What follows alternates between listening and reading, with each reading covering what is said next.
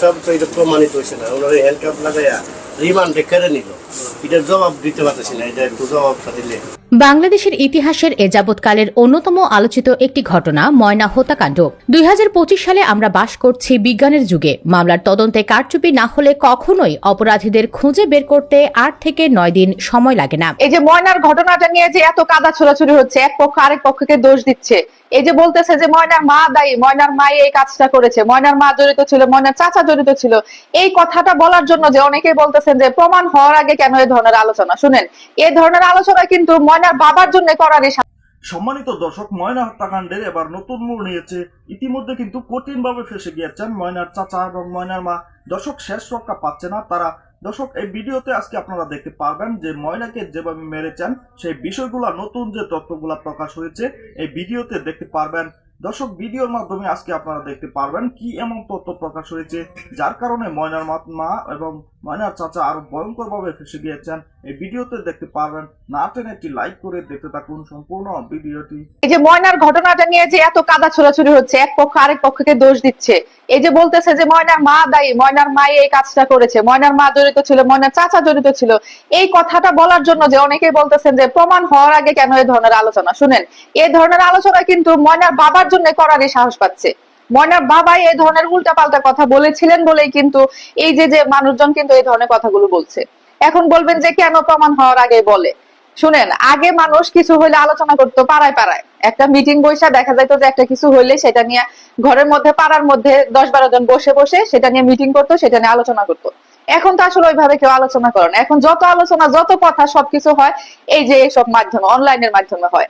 তবে অনেকে বলছেন যে ময়নার মার যে সাক্ষাৎকারটা দিয়েছেন তা সে একদম এত মা হয়ে এত কঠিন কিভাবে হইলো, সেটার জন্যই একটা ধারণা করছে। আর যেহেতু তার হাজবেন্ড বিদেশ থাকে, জানেন তো যে বিদেশে যারা থাকে তারা এই ধরনের কাজগুলো বেশি করে, এই যে এই ধরনের অনেক কাজগুলো এই বিদেশি বউরাই কিন্তু বেশি করে।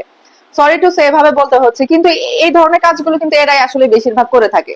তো এই জন্য এদের ধারণা। আর যখন এই ময়নার বাবা যখন বললেন যে এরকম তার মাও সন্দেহের বাইরে নয়, আমার চাচাতো ভাই আছে সেও সন্দেহের বাইরে নয়, তাদেরকে জিজ্ঞাসাবাদ করছে, তো এই ঘটনাটা, তার এই বক্তব্যটাই আসলে এই ধরনের ধারণা জন্ম দিয়েছে, এটাই ছড়াই গেছে। এখন পরের দিন কি কারণে সে এটা অস্বীকার করলেন তা উনিই ভালো জানেন। আগের দিন উনি বললেন যে আমার আশেপাশের মানুষ এর মধ্যে জড়িত। এটা কিন্তু ঠিক, আশেপাশের মানুষ ছাড়া বাইরের কেউ তো এত বড় কাজ করার সাহস পাবে না, বা বাইরের কেউ এই ধরনের কাজগুলো করে না। আগে আপনারা যতগুলো ঘটনা দেখেছেন এই ধরনের, সবগুলো ঘটনার মধ্যে দেখবেন যে আপন জনই জড়িত, কাছের মানুষ, একদম পাড়া প্রতিবেশীর একদম কাছের নিকট আত্মীয়রাই কিন্তু এই ধরনের কাজগুলো করে।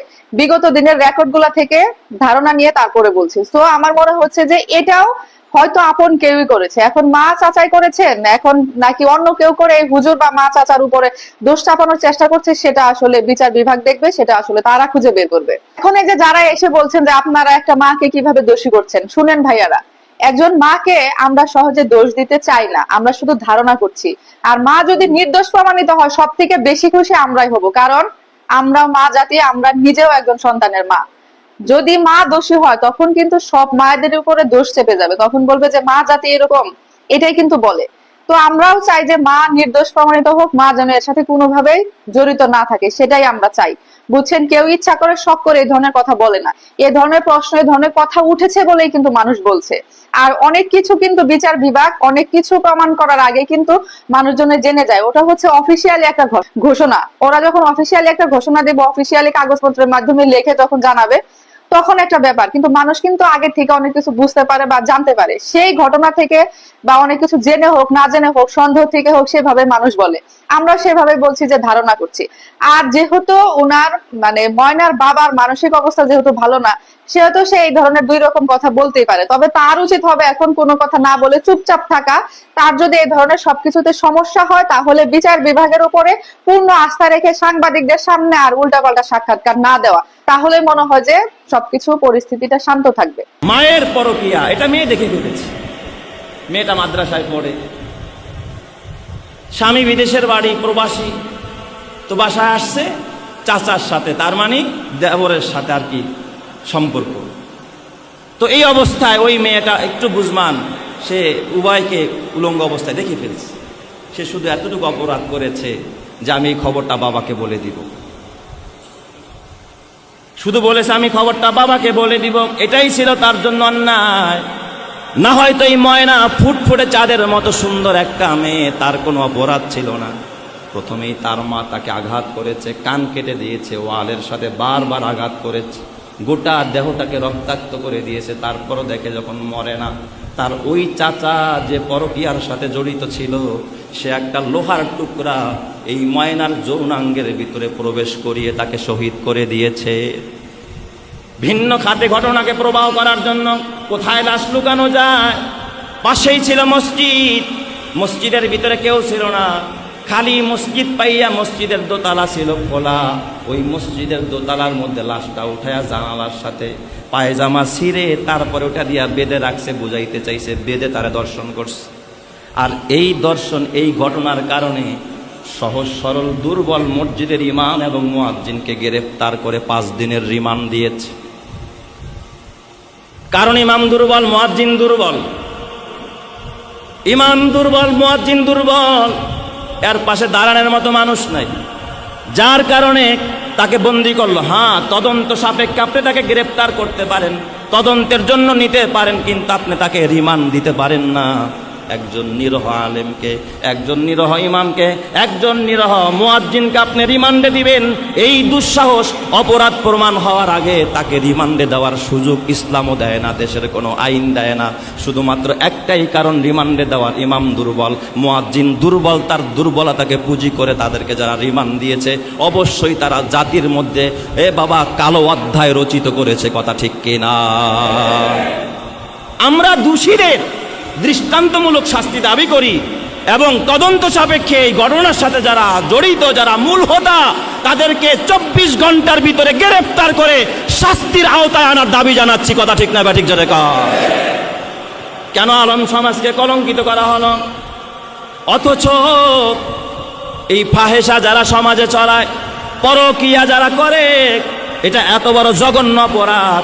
মানুষ যদি মানুষকে খুন করে, খুনের শাস্তি হলো তাকেও খুন করো, তাকেও ফাঁসির কাস্টে ঝুলাও, তার শাস্তিটাও কম। কিন্তু পরকীয়া করলে এটা খুনের শাস্তির চাইতেও আরো জঘন্য শাস্তি। কথা ঠিক কিনা?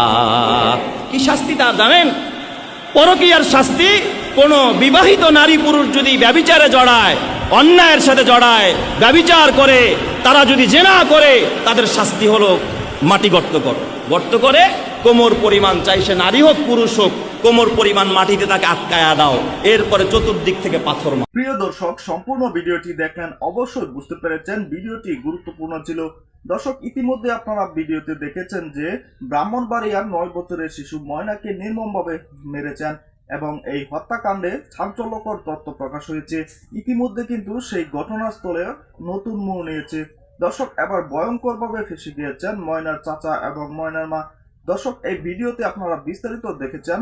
অনেক গণমাধ্যম বলেছিলেন যে ময়নার মা এবং ময়নার চাচার পরকীয়া সম্পর্কে ময়নাকে জীবন দিতে হয়েছে এবং তার মা এবং তার চাচার অন্তরঙ্গ মুহূর্ত দেখার কারণে হয়তো ময়নাকে তারা নির্মমভাবে মেরেছেন। এই বিষয়গুলো কিন্তু অনেক গণমাধ্যম প্রকাশ করেছে। দর্শক, এ বিষয়ে আপনাদের কি মতামত তা অবশ্যই কমেন্টে জানাবেন এবং পরবর্তী ভিডিওগুলো সবার আগে পেতে চ্যানেলটিকে সাবস্ক্রাইব করে রাখুন। আসসালামু আলাইকুম।